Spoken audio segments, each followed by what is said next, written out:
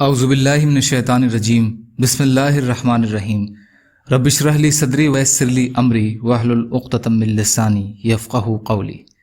منتخب احادیث اکرام مسلمانوں کے حقوق۔ حضرت عبداللہ بن عمر رضی اللہ تعالی عنہ سے روایت ہے کہ رسول اللہ صلی اللہ علیہ وسلم سے دریافت کیا گیا کہ لوگوں میں کون سا شخص سب سے بہتر ہے۔ آپ صلی اللہ علیہ وسلم نے ارشاد فرمایا، ہر وہ شخص جو مخموم دل اور زبان کا سچا ہو۔ صحابہ رضی اللہ تعالی عنہم نے عرض کیا، زبان کا سچا تو ہم سمجھتے ہیں، مخموم دل سے کیا مراد ہے؟ ارشاد فرمایا، مخموم دل وہ شخص ہے جو پرہیزگار ہو، جس کا دل صاف ہو، جس پر نہ تو گناہوں کا بوجھ ہو اور نہ ظلم کا، نہ اس کے دل میں کسی کے لیے کینہ ہو اور نہ حسد۔ ابن ماجہ۔ فائدہ: جس کا دل صاف ہو سے مراد وہ شخص ہے جس کا دل اللہ تعالیٰ کے غیر کے غبار اور غلط افکار اور خیالات سے پاک ہو۔ مظاہر حق۔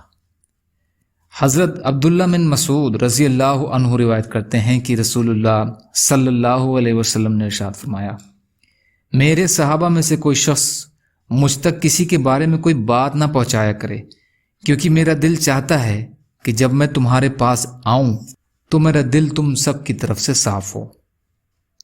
ابو داؤد۔ یا اللہ ہم سب کو کہنے سننے سے زیادہ عمل کی توفیق عطا فرما۔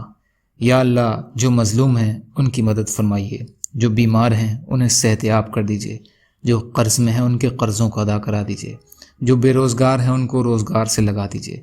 یا اللہ آپ کے لیے ہر چیز آسان ہے، ہمارے لیے بھی آسانیاں پیدا فرمائیے۔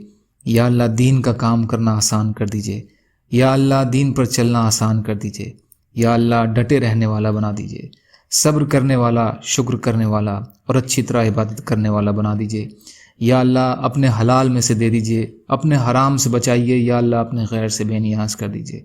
یا اللہ جو مانگا وہ بھی عطا کر دیجیے، جو بھول گئے ہوں اپنے فضل کرم سے عطا فرما دیجیے۔ برحمتک یا ارحم الراحمین۔ لا الہ الا اللہ محمد رسول اللہ۔ السلام علیکم۔